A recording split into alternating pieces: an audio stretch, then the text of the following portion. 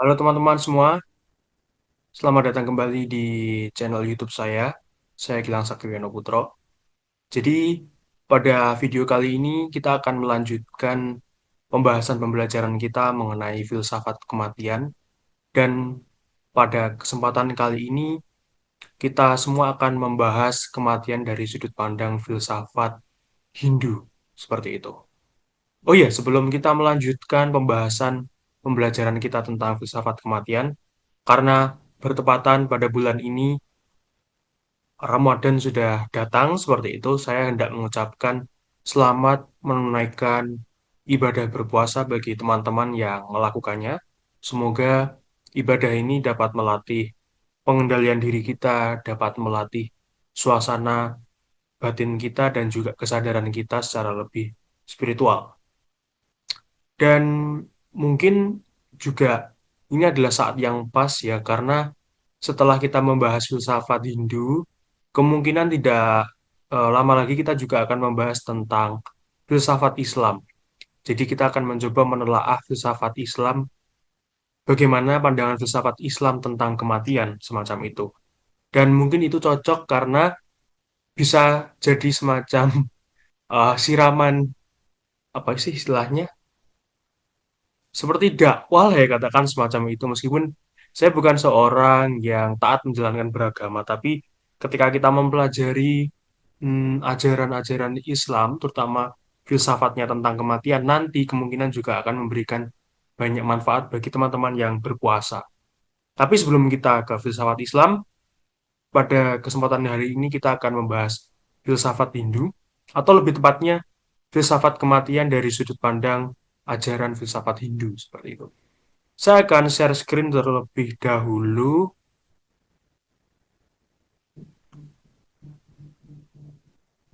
Sebentar. Baik, mohon maaf. Ini adalah PowerPoint yang saya gunakan untuk membahas kematian menurut filsafat Advaita Hindu.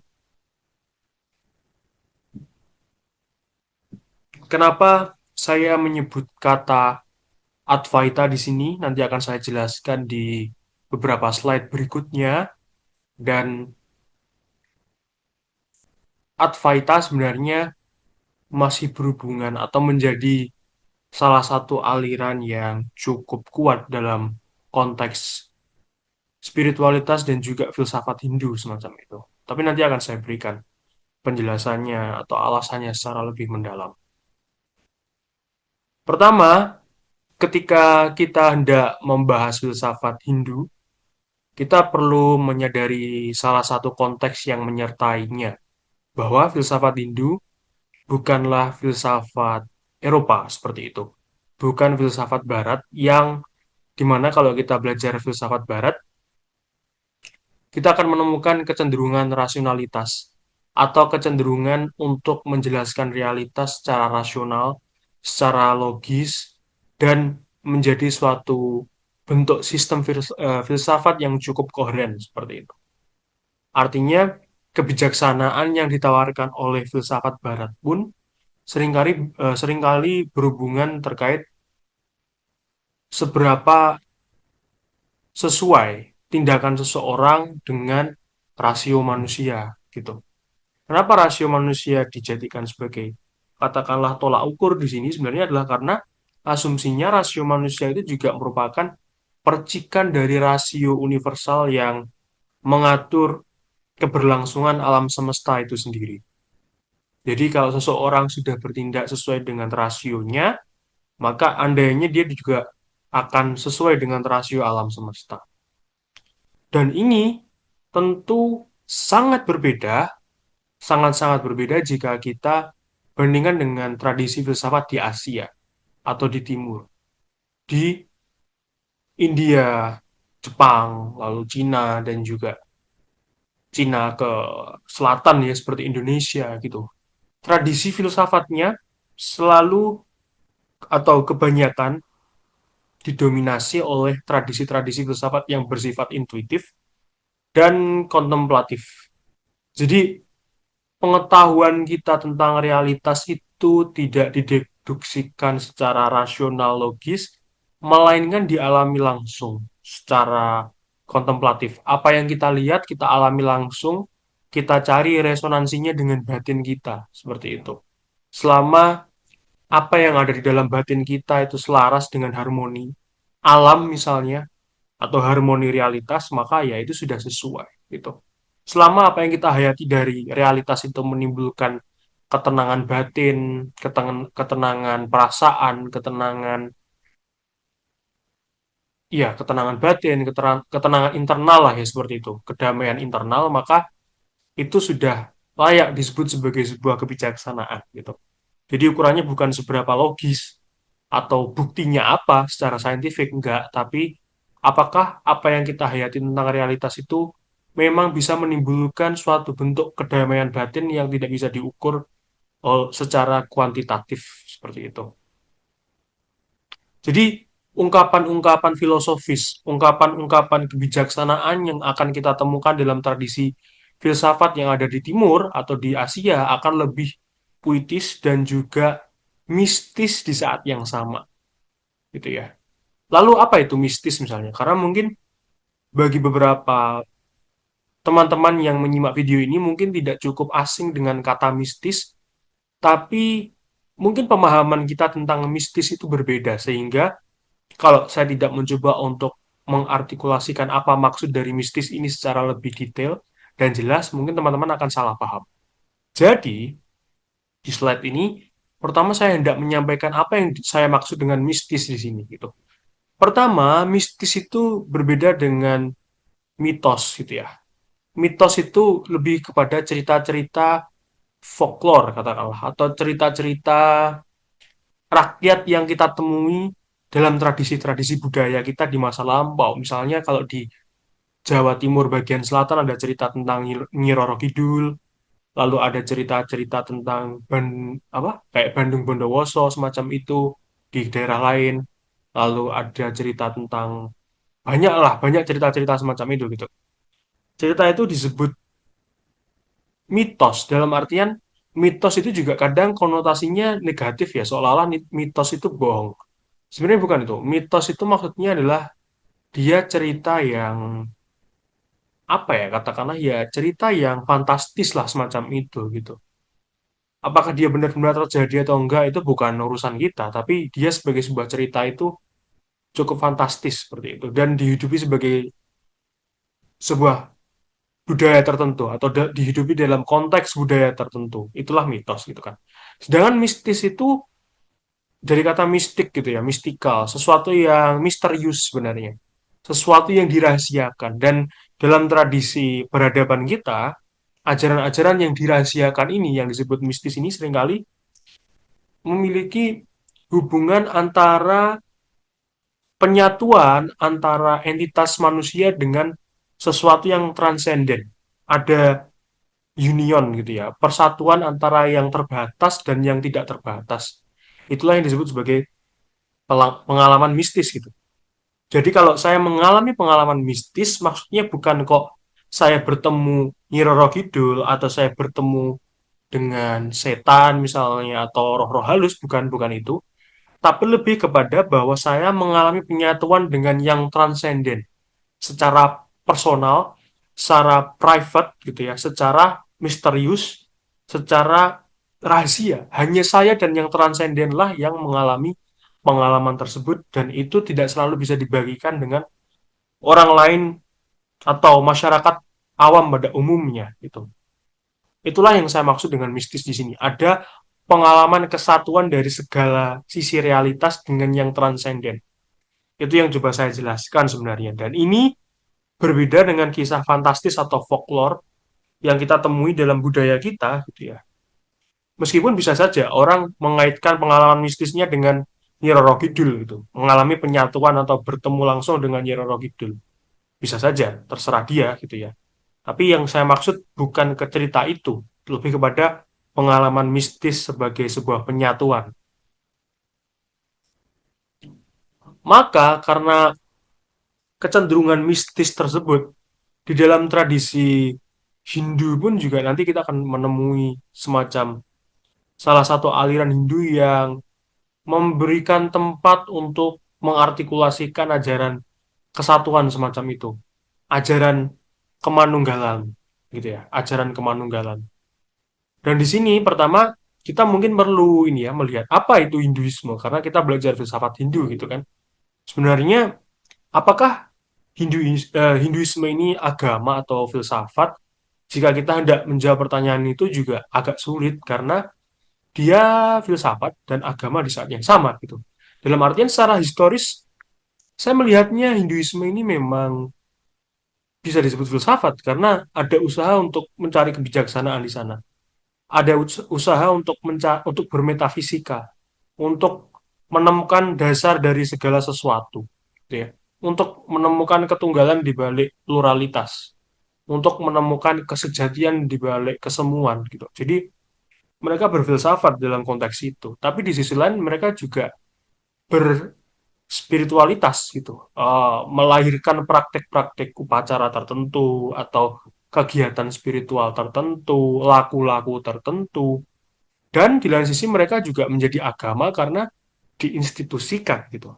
Seperti misalnya di Indonesia, salah satu letak geografis yang cukup sering menjadi tempat atau bukan cukup sering, yang cukup banyak menjadi tempat perkembangan dari Hinduisme sebagai sebuah agama adalah Bali gitu ya.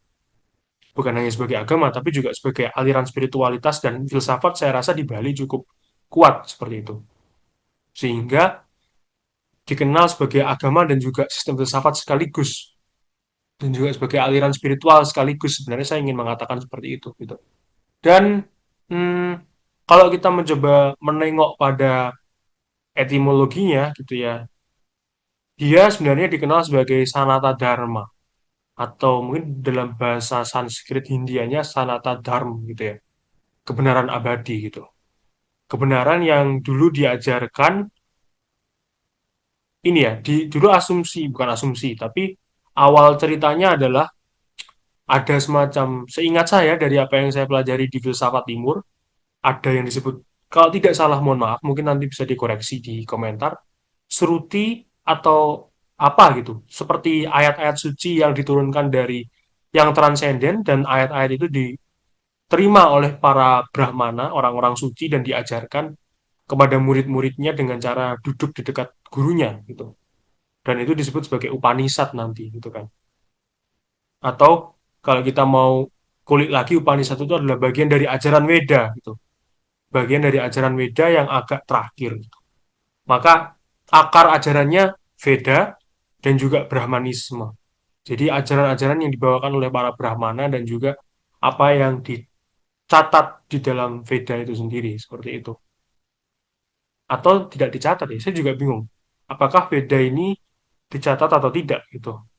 Apakah dia berbentuk satu buku atau ternyata lebih kepada berbentuk lembaran-lembaran. Mungkin kalau teman-teman ada yang mau menambahkan silakan karena jujur saya bukan orang yang cukup mendalami Hindu secara apa istilahnya ritualnya atau dogmanya saya tidak terlalu paham. Saya hanya memahami intisari filosofisnya dan saya cuma hendak mengajarkan intisari filosofis tersebut. Jadi mungkin soal kitab suci dan lain sebagainya mungkin saya akan banyak keliru dan itu tidak apa-apa kalau nanti mau dilengkapi di kolom komentar. Karena poinnya saya hanya ingin menyentuh inti filosofis dari kematian dalam filsafat Hindu itu seperti apa gitu. Baik, kita lanjutkan. Dan secara historis, Hinduisme berkembang di wilayah bangsa Indo-Arya periode awal 3102 sebelum Masehi sampai 1300 sebelum Masehi dan menjadi salah satu fondasi peradaban spiritual di Asia. Bahkan seingat saya Brahmanisme itu menjadi yang salah satu paling tua gitu ya. Ajaran yang akan saya tampilkan di sini adalah Hinduisme aliran Advaita. Karena seingat saya Hinduisme itu ada banyak. Seperti ada Advaita, ada Dwaita, atau mungkin juga ada yang lain, saya tidak terlalu tahu. Tapi yang jelas aliran Advaita ini adalah salah satu aliran yang ada di bagian eh, ayat-ayat terakhir Weda gitu ya. Atau disebut sebagai Upanishad seperti yang saya sebutkan tadi. Kenapa saya memilih untuk membahasnya dari sudut ini? Karena Dari apa yang saya dapatkan di perkuliahan saya, di perkuliahan akademi saya, itu lebih sering mengacu pada ajaran filsafat Hindu sebagai aliran Advaita gitu. Sehingga proporsi epistemologi saya, pengetahuan saya lebih banyak memiliki referensi kepada aliran Advaita. Saya lebih pede untuk mengomongkannya dari sudut pandang ini. Takutnya kalau saya mencoba membahasnya terlalu luas, juga saya belum terlalu paham. Dan karena Hinduisme itu juga luas ya, sinkretisnya itu ada banyak gitu. Sehingga takutnya nanti malah saya tidak terlalu memahaminya dan kita gagal menangkap intisari ajarannya tentang kematian itu seperti apa. Gitu sih. Jadi saya mengerucutkan supaya lebih spesifik dan lebih mudah saja.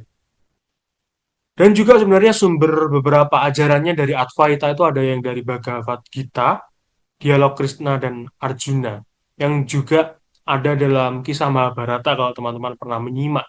Jadi sebenarnya Mahabharata itu bukan ini ya, bukan hanya sekedar cerita tentang perang seperti itu, tapi juga mencoba untuk mengartikulasikan ajaran mistis Advaita menurut saya yang ada di dalamnya yang seringkali orang terlalu mungkin ketika nonton Mahabharata kesadarannya terlalu terdistraksi oleh kasus-kasus peperangannya, oleh kasus-kasus konfliknya, tapi mereka tidak menangkap intinya ada di kisah Bhagavad Gita ketika Krishna menampilkan bentuk transendennya untuk mengajarkan sesuatu kepada Arjuna. Justru itulah poin pentingnya dari Mahabharata sebenarnya, menurut saya. Dan ketika kita hendak mempelajari filsafat Hindu, mereka memiliki kurang lebih 5 asas dasar. Sebenarnya juga, apakah ini layak disebut sebagai 5 asas dasar filosofis? Mungkin bisa diperdebatkan karena saya pun menemukan ini dalam kerangka kepercayaan mereka. Jadi mereka memiliki semacam 5 dasar untuk kepercayaan. Tapi menurut saya ini bukan hanya sebuah asas dasar untuk sekedar percaya, tapi punya kesinambungan filosofis yang mana menurut saya ada semacam struktur ontologis tertentu yang dipegang dan nanti bermuara pada epistemologi dan aksiologi tertentu. Jadi secara sistem filsafati, 5 asas dasar ini akan sangat merepresentasikan ajaran filsafat gitu. Jadi bukan hanya keyakinan, maksud saya, tapi juga sudah merepresentasikan secara implisit beberapa asas-asas berpikir filosofis. Saya akan coba jelaskan ya, misalnya tentang Brahman sebagai realitas tertinggi. Ketika Hinduisme hendak menjelaskan realitas, apa itu yang ada, apa itu realitas yang kita persepsi, secara tidak langsung mereka juga sudah mengajukan semacam posisi ontologis dalam kajian filsafat. Artinya ini adalah kajian filosofis sebenarnya. Dan ketika mereka mengatakan bahwa realitas sejati bisa diketahui melalui meditasi atau samadhi karena ada diri sejati yang terkait dengan asas universal segala sesuatu, maka di situ sudah ada epistemologi. Cara kita mengetahui realitas adalah karena kita bagian dari realitas itu. Dan juga tentang karma pala misalnya, hukum sebab akibat yang mendorong kita untuk berbuat bajik. Di sini sudah ada aksiologi tertentu yang hendak diberikan. Lalu juga tentang misalnya reinkarnasi juga sama, implikasinya aksiologi, moksa pun sama. Implikasinya adalah ada aksiologi, ada nilai yang hendak dicapai dan juga ada perjalanan, ada fondasi ontologis secara teleologis gitu. Ada keterarahannya. Jadi saya rasa 5 asas dasar kepercayaan itu menjadi sebuah sistem filsafat tersendiri karena sudah mewakili kajian-kajian filsafat seperti ontologi, epistemologi, dan juga aksiologi seperti itu. Dan ini akan menjadi asas dasar yang penting untuk kita nanti tahu apa itu kematian menurut filsafat Hindu semacam itu. Kita lanjutkan. Bentar. Baik, kita mulai dengan Brahman. Apa itu Brahman gitu ya? Apakah Brahman ini Tuhan seperti yang kita kenal dalam agama? Mungkin teman-teman yang sorry, mungkin teman-teman yang beragama Katolik atau beragama Kristen atau beragama Islam tahu apa itu Tuhan gitu ya. Misalnya disebut sebagai Allah, Allah atau huruf YHWH kalau dalam Yahudi gitu kan dan lain sebagainya. Apakah Brahman adalah Tuhan? Karena dia bersifat impersonal dan transenden gitu ya. Bisa disebut sebagai Tuhan, tapi bukan Tuhan yang menciptakan gitu ya. Bukan Tuhan seperti dalam agama Abrahamik yang mengatur, menentukan apakah seseorang layak mendapatkan siksaan atau tidak, apakah seseorang itu sudah baik atau buruk, apakah seseorang itu perlu diberi hidayah atau tidak. Bukan Tuhan personal seperti itu, tapi semacam Tuhan yang impersonal. Dan mungkin lebih tepatnya saya akan menyebut Brahman sebagai landasan ontologis dari ajaran filsafat Hindu. Maksudnya apa? Maksudnya keberadaan itulah Brahman itu sendiri. Bukan hanya keberadaan partikular, Tuhan monoteistik gitu ya. Satu entitas tidak, tapi apa yang ada adalah Brahman as a whole, secara keseluruhan realitas, secara keseluruhan realitas alam semesta gitu. Kalau kita melihat Tuhan dalam konteks Islam atau atau agama monoteis lain, ya Tuhan itu satu gitu kan. Dan ada ciptaan yang berbeda-beda yang banyak. Dan terpisah ciptaan, antara ciptaan dan Tuhannya itu terpisah kalau kita lihat di Islam misalnya. Tapi dalam Hindu tidak ada sesuatu yang terpisah. Realitas itu, terutama ini Hindu yang seperti saya sebutkan sebelumnya, Hindu Advaita ya. Hindu Advaita. Advaita itu artinya tunggal kalau tidak salah. Kalau yang satunya kan Dwaita. Dwaita itu dualitas gitu, Dwaita gitu. Wah, Advaita itu satu, tunggal. Maksudnya adalah realitas itu memang tunggal, realitas itu memang satu. Jadi realitas itulah Brahman, semesta itulah Brahman. Dan Brahman di sini tidak menciptakan surga dan neraka, tapi kalaupun ada surga dan neraka itu adalah manifestasi dari caranya mengada seperti itu. Brahman itu tidak identik persis dengan dunia. Jadi ketika saya melihat dunia bukan berarti saya melihat Brahman, tapi sekaligus juga dunia ini adalah manifestasinya.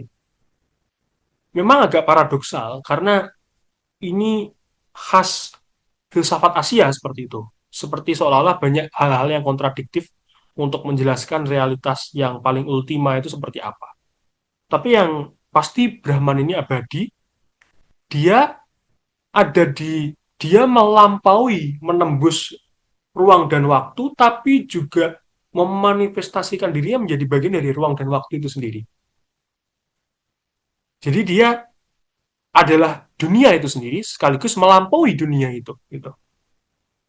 Dan realitas itu adalah Brahman itu sendiri. Segala macam realitas yang ada, yang mungkin ada di keseluruhan jagat ini adalah Brahman. Gitu ya. Jadi, apakah dia Tuhan? Iya, tapi tidak sama dengan Tuhan yang kita pahami. Tuhan yang tidak terpisah dengan diri kita, tapi menjadi bagian dari diri kita sendiri. Bahkan diri kita itulah bagian dari Tuhan tersebut. Gitu. Sebuah realitas sejati yang bersifat tunggal. Nah, disinilah saya menyebut kenapa lima asas tadi itu berhubungan dengan filsafat. Karena ketika kita menyatakan bahwa keseluruhan realitas itu tunggal, itu adalah suatu posisi ontologis yang kita coba untuk dapatkan di sini gitu ya. Dan yang tunggal adalah Brahman gitu. Sama ketika seperti Stoik mengatakan realitas itu adalah logos ilahi atau rasio ilahi. Di sini realitas adalah Brahman.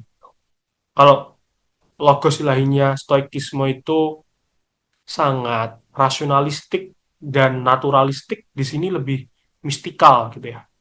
Lebih misterius, tapi juga nyata sebagaimana sederhana gitu, nyata dengan cara yang sederhana tapi juga kompleks di saat yang bersamaan. Jadi Brahman bisa dipahami secara sederhana dan kompleks di saat yang bersamaan. Itulah yang membedakan dengan posisi metafisika yang diafirmasi oleh aliran filsafat yang kita pelajari sebelumnya, misalnya seperti itu gitu kan. Kita akan lanjutkan dulu karena mungkin di sini akan ada banyak kebingungan, tapi nanti mungkin kalau kita lanjutkan itu akan lebih mempermudah teman-teman untuk memahami inti dari filsafat Hindu gitu ya. Lalu tadi kita lihat di sini ada 5 asas dasar ya. Yang pertama Brahman, kita sudah mencoba untuk mengelaborasi Brahman dan mengartikulasikannya secara argumentatif atau mungkin lebih tepatnya secara deskriptif dan definitif. Kita akan lanjut ke Atman yang kedua. Apa itu Atman?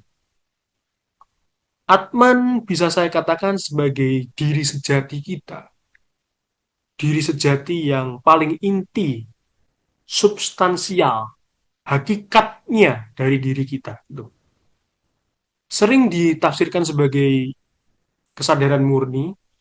Misalnya salah satu tafsir yang diberikan ini adalah oleh Rezawati Mena, gitu ya. Atman itu semacam kesadaran murni, suatu hakikat yang sangat spiritual yang dia ada sebelum pikiran psikologis kita ada, gitu.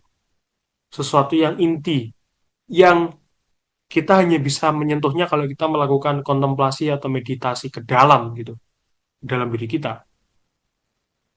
Atman ini tidak pernah terluka, dia tidak pernah marah, tidak pernah sedih, tidak pernah bahagia bahkan. Karena yang bahagia itu hanya diri psikologis kita atau fisiologis neurologis otak kita. Tapi Atman itu dia lebih sejati daripada hal-hal tadi. Memang tubuh ini adalah bagian dari Atman, tapi Atman sekaligus melampaui tubuh, melampaui kondisi psikologis kita, melampaui apa yang kita cerap sebagai tubuh fisik ini. Gitu. Yang menderita ketika kita mengalami penderitaan atau ketika kita merasa bahagia itu hanya kondisi mental psikologis yang berubah-ubah. Jadi perasaan kita sering berubah, pikiran kita bisa berubah dari yang awalnya merasa ruwet lalu merasa tenang, dari yang awalnya sedih merasa bahagia. Itu hanya permukaan saja yang berubah-ubah. Tapi Atman tidak pernah berubah. Atman selalu menyadari pengalaman-pengalaman tadi, tapi dia tidak pernah terikat oleh pengalaman-pengalaman tadi. Atau dalam arti lain, Atman ini juga tunggal. Dia adalah prinsip sejati dari realitas. Prinsip sejati dari realitas, kalau kita ingat sebelumnya, prinsip sejati dari realitas itu kan tunggal. Ya. Maka Atman ini pun tidak lain dan tidak bukan. Kalau memang realitas itu tunggal, Atman itu sendirilah Brahman. Atman adalah Brahman itu sendiri. Atman adalah Brahman dalam bentuknya yang individual. Atau Atman adalah Brahman yang hadir dalam diri individu. Seperti itu. Atman dan Brahman itu tunggal. Sebenarnya perbedaan itu semu. Ketika saya mencoba untuk mencari diri sejati saya, dan saya menemukan aku yang melampaui identitas personal itu juga aku yang sama yang ada di dalam diri orang lain. Bahkan aku yang sama yang ada dalam diri berbagai macam hal yang ada di dunia, objek-objek gitu ya. Karena sekali lagi kembali realitas itu tunggal. Atman adalah ya ini saya dapatkan ketika saya pernah datang ke apa namanya kalau di Hindu itu pura ya, pura tempat mereka beribadah umat Hindu di Surabaya di dekat Kenjeran kalau tidak salah. Saya lupa nama puranya apa gitu. Lalu saya ngobrol dengan salah satu katakanlah pemuka agamanya, tapi juga sekaligus pejabat administratif di pura itu gitu. Terus beliau menjelaskan bahwa Atman itu adalah percikan dari Brahman gitu.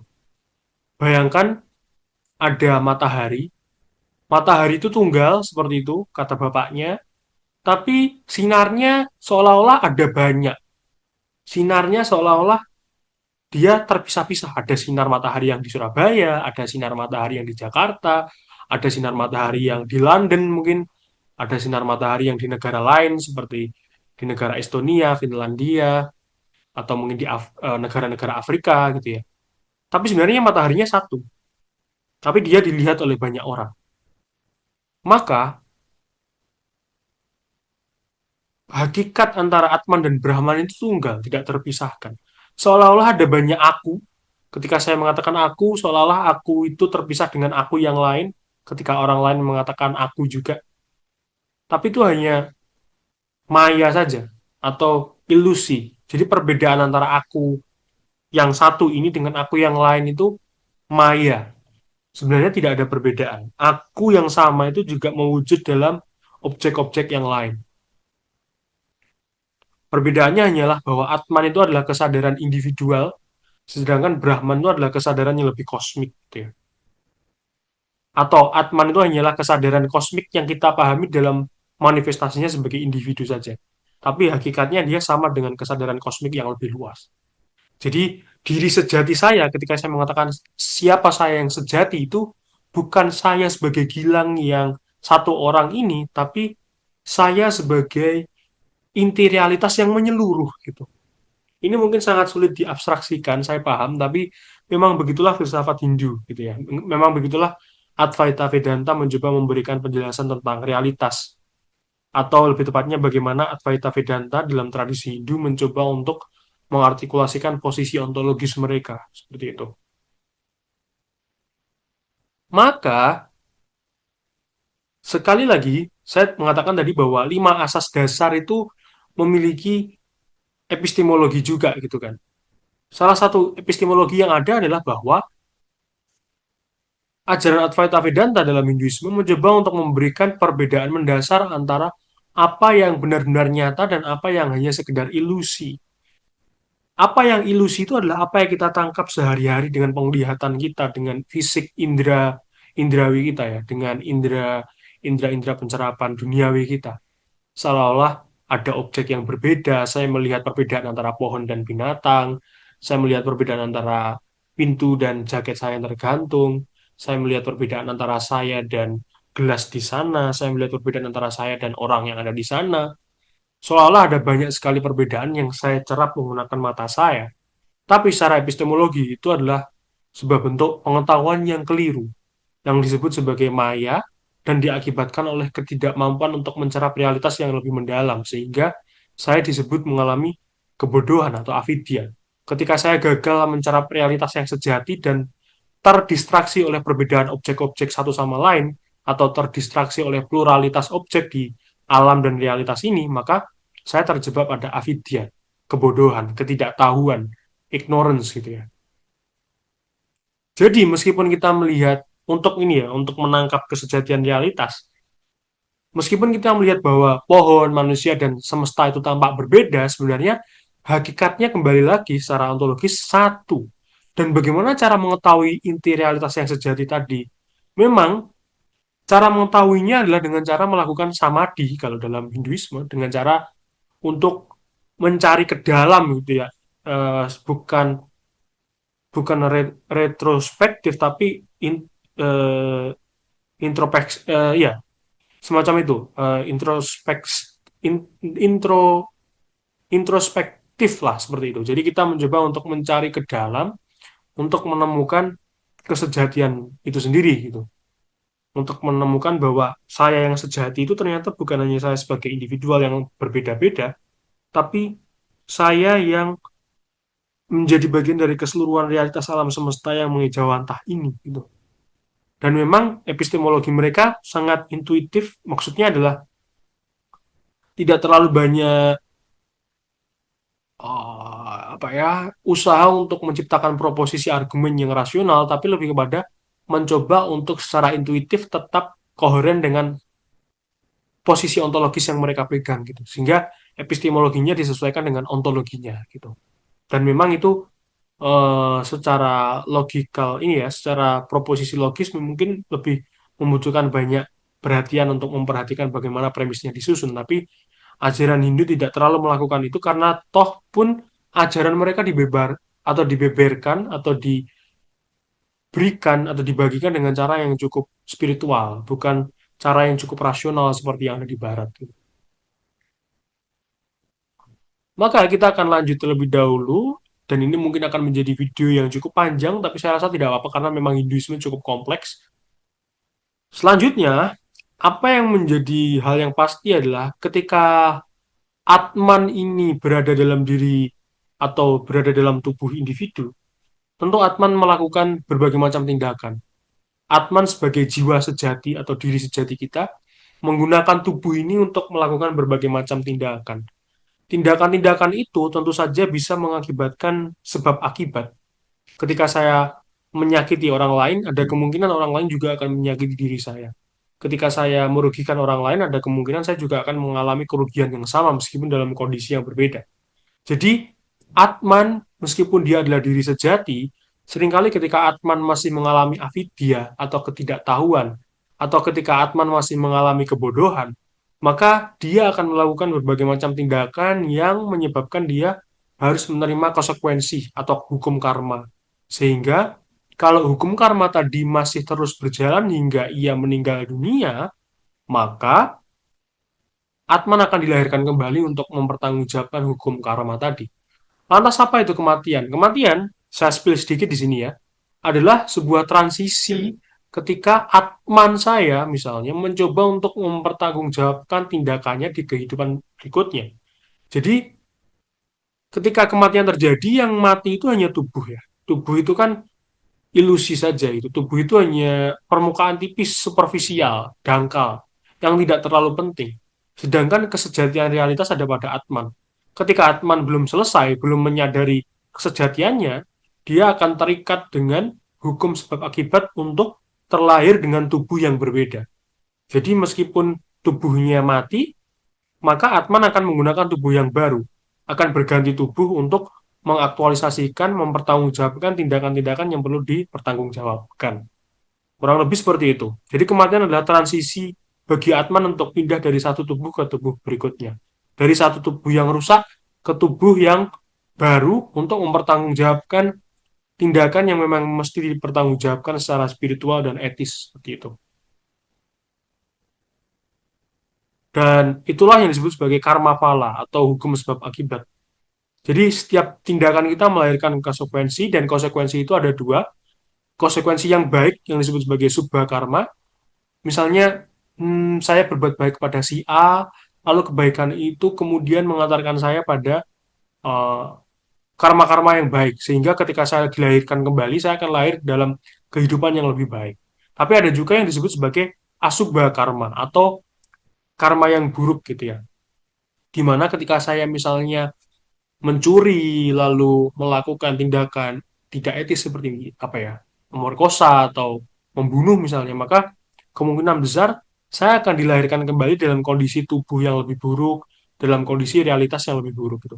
Artinya Atman saya akan mempertanggungjawabkan tindakannya dalam realitas yang lebih inferior daripada realitas yang saya huni sekarang. Misalnya saya sekarang lahir sebagai manusia, mungkin di kehidupan berikutnya saya akan lahir di alam yang lebih buruk, alam setan atau alam apa gitu ya. Mungkin penjelasan saya terlalu oversimplified gitu ya kalau dibandingkan dengan penjelasan guru-guru spiritual Hindu Advaita Vedanta. Tapi mungkin teman-teman bisa melengkapi penjelasan saya kalau masih ada yang salah atau keliru seperti itu. Karena memang saya hanya mencoba untuk menyarikan inti filosofisnya daripada benar-benar mengacu pada dogmatisasi ajarannya seperti apa gitu sih. Dan ini berlaku universal ya, maksudnya hukum karma ini tidak memandang apakah teman-teman itu anaknya DPR atau enggak gitu ya. Selama teman-teman itu di dalam diri sejatinya, sorry, di dalam diri sejatinya itu ada Atman, maka Atman akan terikat pada hukum sebab akibat selama Atman tersebut belum mengenali diri sejatinya dan masih melakukan tindakan-tindakan karma yang membuahkan hasil untuk mendorongnya lahir di kehidupan sebelumnya, seperti itu.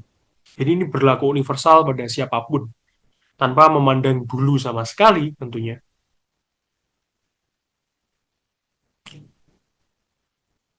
Jadi selanjutnya, karena ada hukum sebab akibat semacam itu, ketika Atman sekali lagi masih memiliki beban untuk ditanggung, Atman masih memiliki tanggung jawab untuk mempertanggungjawabkan berbagai macam tindakan yang dia lakukan di kehidupan sebelumnya, maka dia akan dilahirkan kembali di kehidupan berikutnya. Maka di sini kita bisa mengetahui bahwa kelahiran kembali itu bukan untuk bersenang-senang ya, gitu. Maksudnya bukan kok kalau teman-teman lahir kembali itu lantas, ye saya senang saya lahir kembali enggak, tapi justru kalau lahir kembali berarti ada yang sesuatu yang harus dipertanggungjawabkan gitu. Dan Itu benar-benar harus dilakukan karena konsekuensinya kalau tidak dipertanggungjawabkan dengan baik, kita bisa turun lahir di alam yang lebih buruk misalnya. Dan itu adalah konsekuensi dari atman kita yang memetik buah dari tindakannya sendiri sebenarnya. Gitu. Itu sih. Jadi rangkaian hukum karma yang mengakibatkan reinkarnasi atau kelahiran kembali ini seperti semacam usaha atau perjalanan pendewasaan bagi Atman gitu ya. Sejauh mana Atman mampu mempertanggungjawabkan tindakan-tindakannya dan sejauh mana Atman mampu menyadari bahwa dirinya itu sebenarnya lebih dalam dari sekedar identitas sosial, lebih dalam dari sekedar tubuh, lebih dalam dari sekedar persepsi indrawi, tapi dia adalah kesejatian realitas gitu. Ketika Atman sudah menyadari kesejatiannya sebagai Brahman, maka dia akan lebih mudah untuk memotong hukum sebab akibat tadi dan mengalami yang disebut sebagai kemanunggalan. Nanti akan saya jelaskan. Lantas, dalam kematian versi filsafat atau spiritualitas Hindu, terutama yang Advaita Vedanta, apakah surga ada? Iya, surga ada, tapi surga itu tidak diciptakan, melainkan lebih kepada salah satu bentuk manifestasi dari Brahman atau dari Atman, gitu ya. Surga hanyalah persinggahan sementara bagi Atman yang mencoba mempertanggungjawabkan tindakannya yang sudah baik, misalnya. Tapi surga itu bukan inti realitas, bukan realitas yang ultima. Ketika Atman saya misalnya sudah berbuat baik di dunia ini, tapi dia masih terikat pada hal-hal yang sifatnya duniawi, maka dia tidak akan mencapai realitas yang sejati, tapi masih menyentuh realitas yang superficial gitu. Surga itu masih superficial juga. Memang surga lebih tinggi daripada kehidupan kita di dunia ini, tapi dia belum realitas sejati yang seharusnya dituju dalam konteks teleologis filsafat Hindu seperti itu. Lantas apa tujuan sejati dari Atman misalnya? Apa tujuan sejati ketika kita sudah menemukan sebuah fakta bahwa Atman itu selalu mengganti pakaiannya, mengganti tubuhnya, pakaian itu metafora dari tubuh gitu ya, mengganti tubuhnya dengan tubuh yang baru hanya untuk mempertanggungjawabkan tindakannya. Lalu apa tujuan dari semua proses kelahiran kembali tadi? Apakah terjadi sirkularitas atau ada putusnya gitu ya? Tentu ada putusnya gitu. Jika kelahiran kembali sudah diputuskan melalui penghayatan spiritual yang mendalam, menurut filsafat Advaita Vedanta dalam tradisi spiritual dan filsafat Hindu, tujuan sejatinya adalah moksa. Lantas apa itu moksa gitu ya?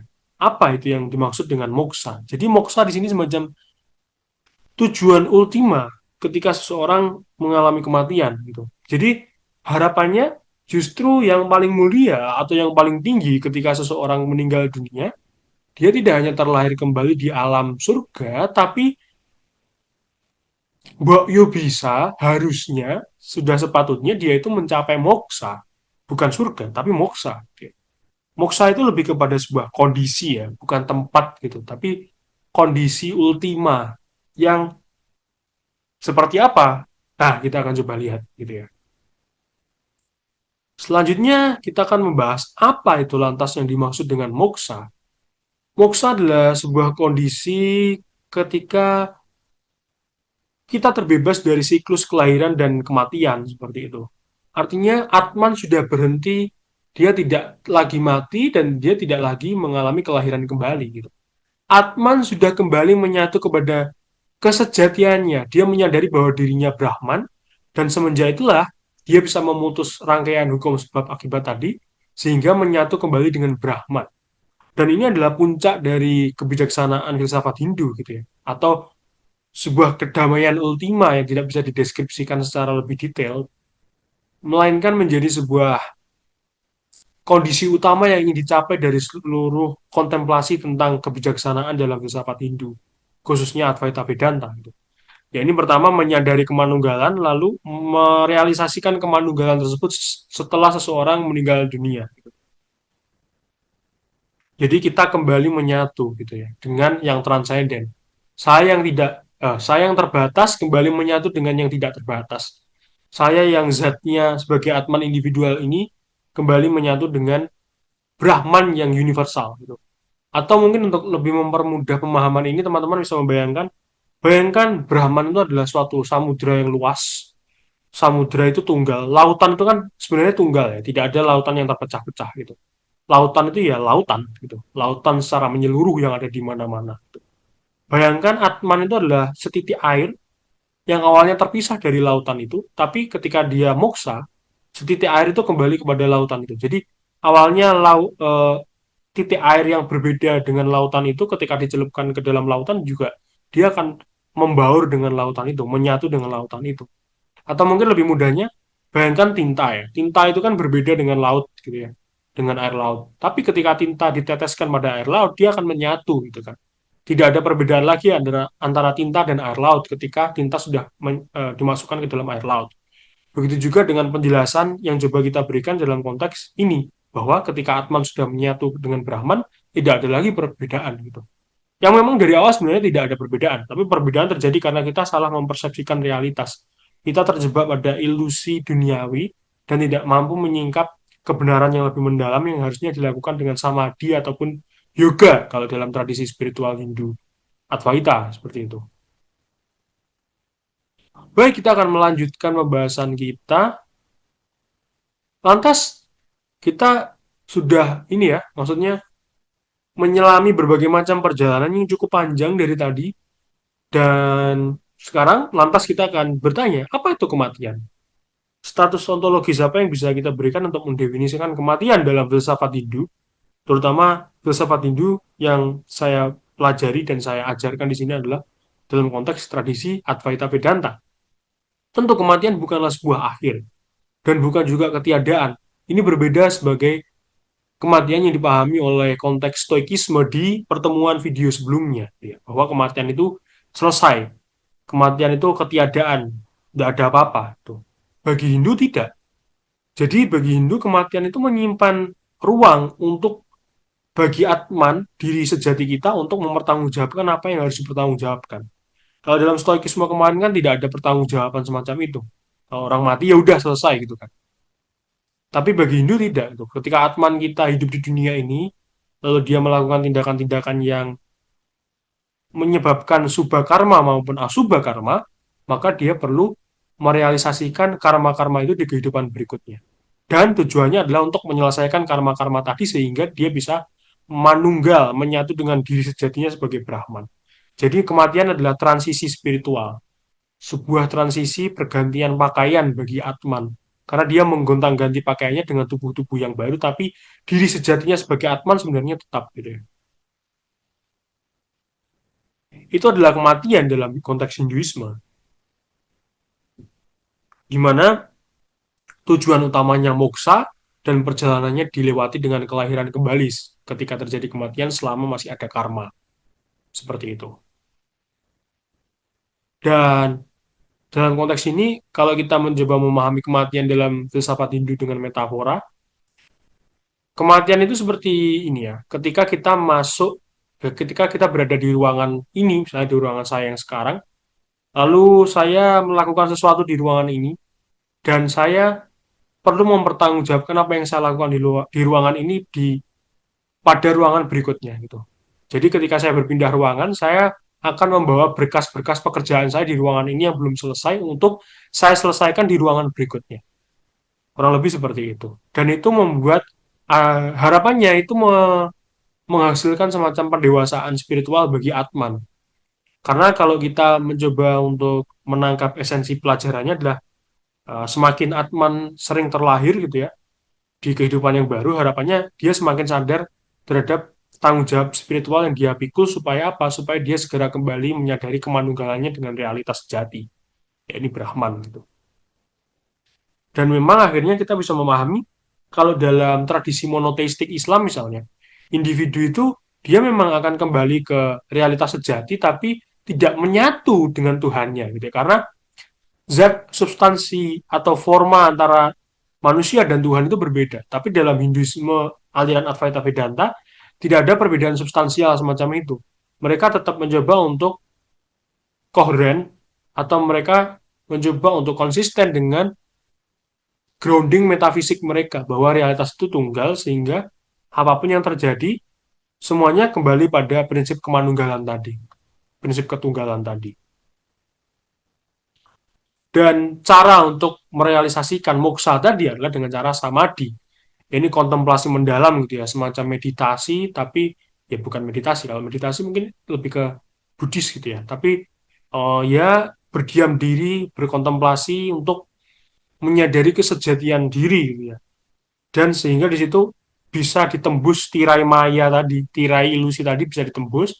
Dan ketika tirai ilusi, tirai maya tadi sudah ditembus, maka perbedaan subjek dan objek itu menjadi lenyap. Jadi ketika saya melakukan meditasi mendalam, kontemplasi mendalam, di situ saya merasakan bahwa tidak ada perbedaan antara saya dan orang lain, tidak ada perbedaan antara hewan dan tumbuhan, tidak ada perbedaan antara gunung dan lautan. Semuanya adalah manifestasi dari ketunggalan yang sama.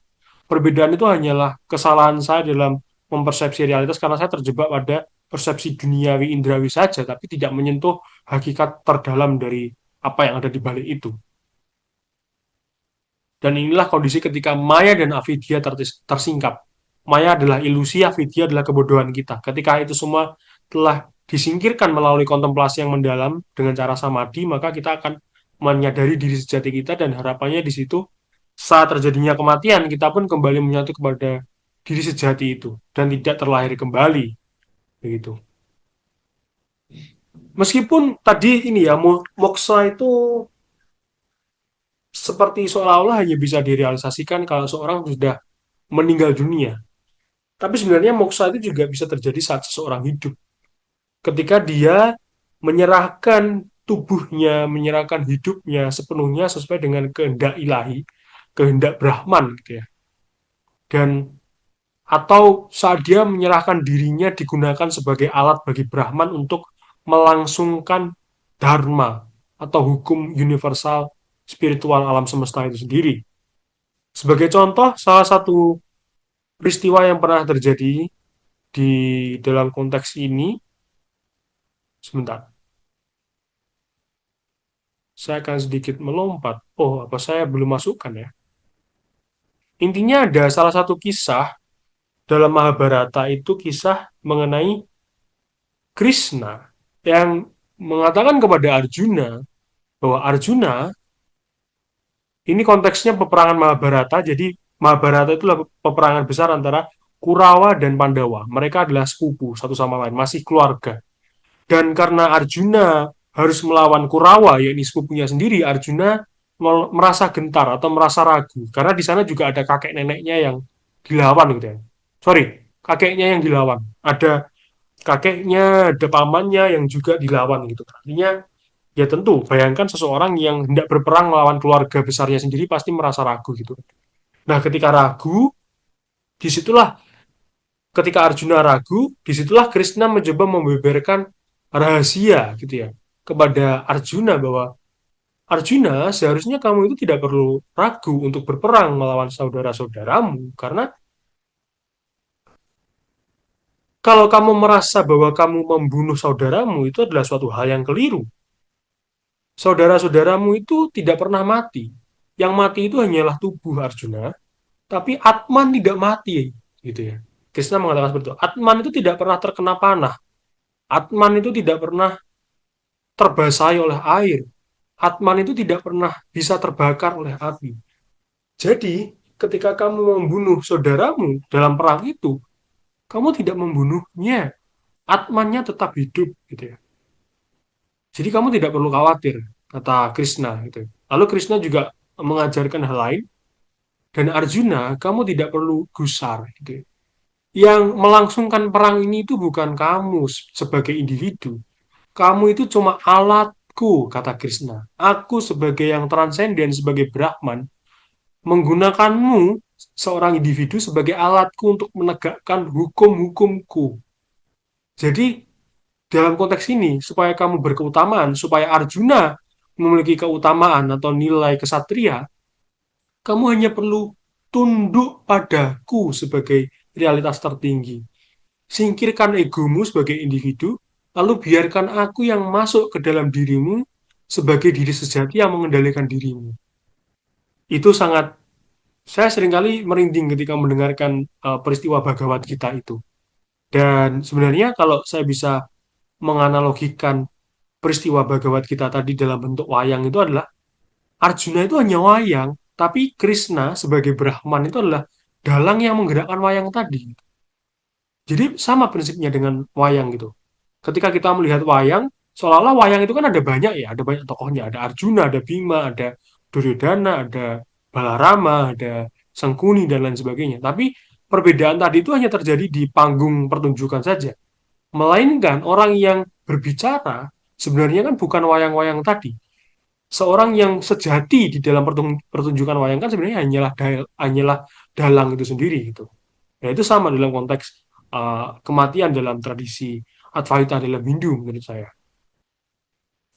Jadi kematian itu akhirnya kembali lagi punya dimensi teleologis atau keterarahan atau tujuannya, yakni perjalanan spiritual untuk merealisasikan momen tertinggi, momen ketika Brahman Atman Aikyam, Brahman dan Atman menyatu, Brahman dan Atman tunggal, seperti itu. Menurut saya, akhirnya kematian dalam konteks tradisi Hindu itu seperti apa ya? Seperti sesuatu yang indah gitu. Saya bisa mengatakannya seperti itu. Narasi yang tenang dan karena diajarkan secara spiritual terasa agung gitu ya. Dan menjadi semacam sebuah petualangan spiritual bagi kita gitu. Itu sih. Memang suasana mistisismenya sangat terasa dan itu menenangkan. Saya pernah menghayati ajaran ini secara personal. Sehingga menurut saya memang ada ketenangan tertentu yang ditawarkan ketika kita menghayati kematian dalam konteks Hindu gitu. Tapi juga sekaligus ada tanggung jawab etisnya ketika kita perlu mempertanggungjawabkan karma-karma tindakan kita gitu kan. Nah, kalau kita mencoba untuk mengkomparasikannya dengan ajaran Stoikisme di pertemuan atau video sebelumnya, Stoikisme tentu sangat rasional, sistematis, dan seringkali fondasi ontologisnya itu materialistik, naturalistik. Sedangkan Hinduisme itu dia intuitif, kontemplatif, dan fondasi ontologisnya itu sangat monistik mistik gitu ya. Monistik itu kesatuan dan mistik itu ada sesuatu yang ngeblend atau ngeblend itu apa biasanya? Membaur antara bercampur antara yang terbatas dan tidak terbatas dalam satu kesatuan gitu. Dalam satu fondasi ontologis kesatuan yang tunggal gitu. Keduanya sama-sama mengakui percikan ilahi dalam diri manusia. Kalau Stoikisme mengakui percikan ilahi itu sebagai kemampuan rasionalitas kita untuk berpikir dan mendeduksikan berbagai macam argumen logis, sedangkan Hinduisme mengakui percikan ilahi itu sebagai intuisi terhadap realitas yang lebih tinggi yang menjadi dasar dari alam semesta dan menjadi dasar sejati dari diri sejati kita sebagai Atman gitu ya. Hinduisme secara general tidak mengadopsi atau mengafirmasi tindakan bunuh diri karena bagi Hinduisme kehidupan kita sebagai manusia itu cukup ini ya uh, privilege gitu. Ini kehidupan kita hidup sebagai manusia itu adalah sebuah privilege. Jadi sudah sepatutnya kesempatan hidup sebagai manusia ini digunakan untuk memperoleh kebijaksanaan seoptimal mungkin sehingga kita bisa mencapai moksa. Jangan malah kita menyia-nyiakannya dengan cara bunuh diri itu menurut Hinduisme. Dan juga mereka menganggap kehidupan sebagai sakral dan kosmik, penuh dengan banyak pertanggungjawaban spiritual. Berbeda dengan stoikisme yang kalau mati ya udah selesai gitu, sehingga mereka mengafirmasi bunuh diri gitu kan. Sedangkan di sini enggak. Hidup itu cukup spiritual dan punya banyak tanggung jawab sakral di dalamnya. Dan manusia dianggap sebagai sebuah sarana kehidupan untuk menuju pembebasan dari rangkaian kelahiran kembali sehingga seseorang bisa mencapai kemanunggalan dengan Brahman sebagai realitas tertinggi gitu. Tapi mungkin juga saya akan memberikan beberapa tinjauan kritis bagaimana saya lakukan di ajaran filsafat sebelumnya dalam video sebelumnya bahwa memang meskipun Advaita Vedanta dalam Hinduisme ini mencoba mengajarkan kita untuk menemukan kemanunggalan, tapi dalam konteks epistemologi keseharian kita, sulit sekali menemukan kemanunggalan karena kita melihat realitas terpisah-pisah dan konflik antara satu objek atau subjek dengan subjek lain itu terjadi sehingga kesadaran non-dual itu sangat sulit diaktualisasikan dalam kehidupan praktis kita. Butuh privilege kesiapan batin tertentu untuk mampu menembus kemandunggalan tadi gitu ya. Jadi ada pertentangan yang cukup sulit untuk disatukan antara teori kemandunggalan dengan fakta epistemologis kita yang menunjukkan bahwa realitas itu memang tidak setunggal itu, tidak semenyatu itu gitu ya. Tapi meskipun tidak mudah, ajaran ini tetap kaya gitu ya dan memberikan pemaknaan yang mendalam atas kematian dan memberikan sumbangsi yang mendalam terhadap banyak narasi kebijaksanaan yang ada dalam zaman kita, bahkan lintas zaman seperti itu. Kesimpulannya, saya bisa menyimpulkan 3 poin. Kematian dalam konteks filsafat Hindu tidak dianggap sebagai akhir yang mutlak, melainkan sebagai transisi spiritual bagi Atman. Atman akan terus berjalan menuju penyatuan dengan Brahman. Perjalanan tadi ditempuh melalui kelahiran kembali dan realisasi kemanunggalan. Kematian adalah gerbang mistik menuju diri sejati jika kita mampu benar-benar mengenali diri sejati kita sebagai Brahman. Baik teman-teman, kurang lebih itu yang bisa saya jelaskan dari proses pembelajaran kita tentang filsafat kematian dalam konteks ajaran aliran Advaita Vedanta Hindu. Semoga apa yang saya ajarkan ini memberikan manfaat. Dan terakhir, mungkin saya akan memberikan beberapa daftar pustaka. Daftar pustaka yang pertama tentu adalah buku saya yang seperti saya sampaikan sebelumnya, berjudul Seni Memahami Kematian. Dan bagi teman-teman yang mau mendalami lebih lanjut beberapa literasi, itu bisa mengecek beberapa poin apa namanya daftar pustaka yang saya buat di sini. Ada karya dari Bhaktivedanta Swami Prabhupada, Bhagavad Gita, as it is, complete edition. Lalu juga ada Radha Krishnan, Upanishad Utama, dan seterusnya. Teman-teman bisa cek sendiri berbagai macam literasi yang saya tampilkan di sini untuk memperdalam atau untuk meng-cross check atau untuk melakukan komparasi dengan apa yang saya pelajari dengan apa yang teman-teman pelajari. Sekian dari saya penjelasan saya tentang filsafat kematian dalam konteks tradisi Advaita Vedanta Hindu. Semoga bermanfaat dan memberikan insight yang menarik. Sampai jumpa.